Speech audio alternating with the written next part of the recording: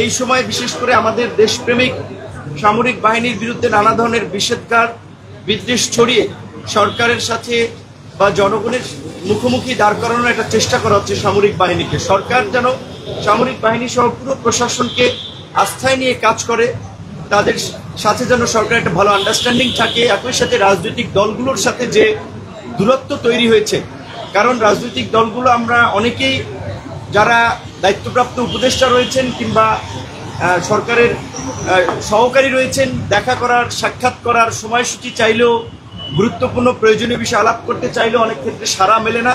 এই বিষয়টি নিয়ে মোটামুটি সব দলই ক্ষোভ প্রকাশ করেছে এবং প্রধান উপদেষ্টা সেই বিষয়টা আপনার গুরুত্ব দিয়েছেন যে যোগাযোগটা আগের চেয়ে আরও যেন আপনার ঘন ঘন হয়।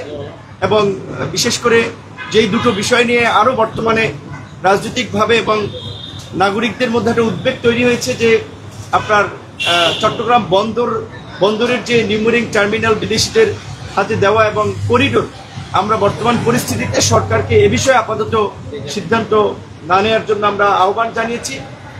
এবং একই সাথে নির্বাচনের যে রোডম্যাপ বা ডেটটা সরকার যেটা বলেছে ডিসেম্বর থেকে আপনার জুন, এটি একটি অস্পষ্ট সময়, কারণ এর মধ্যে রোজা আসবে, কুরবানি আসবে, ঈদ আসবে, ইজতেমা পড়বে।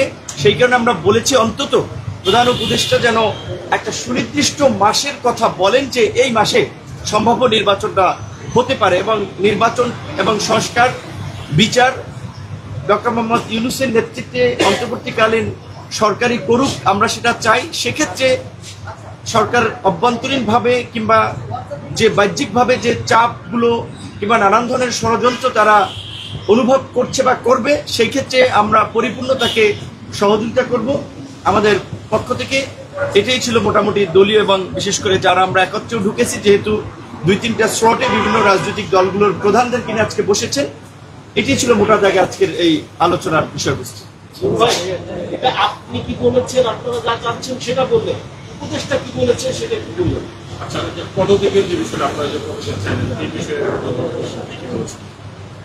প্রধান উপদেষ্টা তো সব কথা সবার কথা শুনেছেন, সব কথার তো টু দ্য পয়েন্টে তা যিনি স্বাভাবিক প্রোটোকলে উত্তর ওইভাবে দেন না, বা আবার ধরেন অনেক কথা বলেছে সেগুলো আবার ওপেনলি বলা সম্ভব না। তবে যে সমস্ত বিষয় যেহেতু পাশাপাশি অনেকেই বলেছেন, উপদেষ্টা পরিষদের পুনর্গঠনের বিষয়টাও আলোচনা হয়েছে এবং সেখানে রাজনৈতিক দলের পরামর্শ নিয়ে এই সমস্যার সমাধান যেন সরকার করে বা যে কোনো ইস্যু তৈরি হলে যেন রাজনৈতিক দলের প্রতিনিধিদের সাথে আলোচনা করে, এই বিষয়টাতে আপনার তিনি আশ্বস্ত করেছেন। এবং অন্যান্য বিষয়গুলো যেগুলো যেভাবে দ্রুত সুরাহা করা যায় সেই বিষয়টি নিয়ে তারাও আবার আপনার সরকারের অন্যান্য উপদেষ্টাদের সাথে বসে সিদ্ধান্ত জানাবে। নূর ভাই, জাতীয় সরকারের বিষয়ে আপনি মাঠে বিভিন্ন সময় বলছেন, এই বিষয়ে কোনো কথা হয়েছে কিনা?